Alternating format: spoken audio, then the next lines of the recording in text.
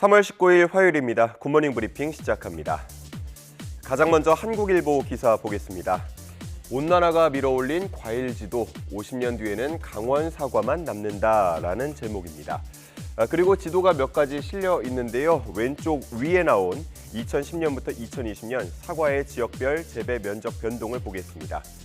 사과라고 한다면 대표적으로 의성이 떠오르지만 10년 동안 의성에서 35% 감소를 포함해서 경북과 충북 지역에서 재배 면적이 크게 줄어들고 있습니다. 반면 강원도가 새로운 사과 산지로 떠오르고 있는데요. 이 기간 사과 재배 면적이 164%가량 증가했습니다. 아직 전체 생산량의 70% 정도가 경북에서 생산되고 있기 때문에 주산지가 바뀌었다고 할 수는 없겠지만 농촌진흥청은 현재의 기후변화 수준이 유지된다면 2070년대에는 강원도 일부 지역에서만 사과를 키울 수 있을 걸로 예측을 했고요. 2090년대에는 국내에서 고품질 사과를 재배할 수 있는 곳이 아예 없어질 것으로 내다봤습니다. 다른 과일들도 마찬가지 상황인데요.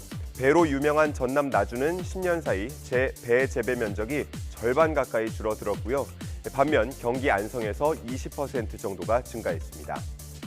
겨울철 최저 기온이 비교적 높아야 잘 자라는 단감과 감귤 역시도 재배지가 점차 북쪽으로 넓어지고 있는 상황입니다. 요즘 프루트플레이션이란 말이 생길 정도로 과일 물가 상승률이 상당히 큰데요. 과일마다 재배에 적합한 지역을 예측하고 선정하는 일에 제대로 대응하지 않는다면 언제든 금과일 사태가 반복할 수 있다는 지적이 나오고 있습니다.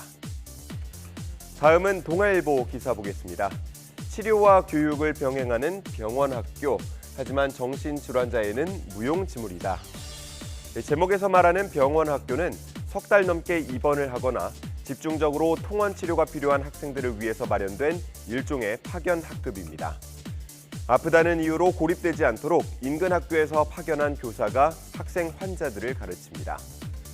그런데 우울증이나 주의력 결핍 과잉 행동장애, ADHD, 그리고 불안장애 등 정신질환 학생은 이용하기가 어렵다고 합니다.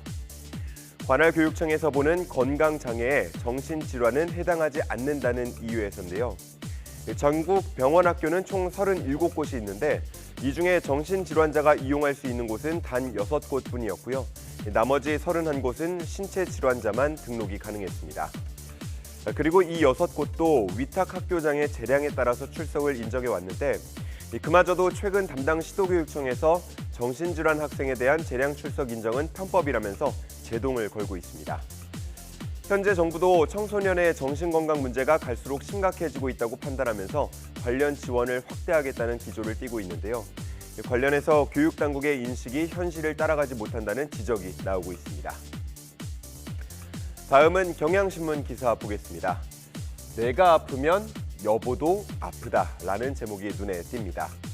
분당 서울대병원 연구팀이 노인의 만성질환에 따른 부담이 배우자의 건강에 미치는 영향을 분석했습니다. 60세 이상 부부 814쌍을 조사했는데 그 결과 만성질환을 가진 노인의 배우자는 만성질환을 함께 앓을 위험이 높은 것으로 분석됐습니다. 또 한 사람의 병세가 심각해지면 그 배우자의 건강에도 악영향을 미치는 것으로 나타났습니다. 고혈압, 당뇨병, 그리고 심장질환 등 만성질환은 한 번 발생하면 완치가 쉽지 않고 다양한 합병증을 초래할 수 있어서 꾸준한 치료와 관리가 필요한데요.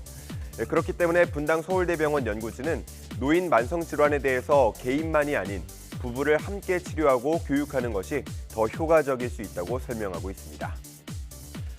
마지막 기사 보겠습니다. 흡연하는 사람들이 말하는 흡연권, 그리고 비흡연자들이 주장하는 건강권은 때때로 충돌할 때가 있습니다. 명확한 규정이 없을 때 더 갈등이 심한데요. 이러한 갈등을 방지하기 위해서 각 지자체 제도를 보강하고 있습니다.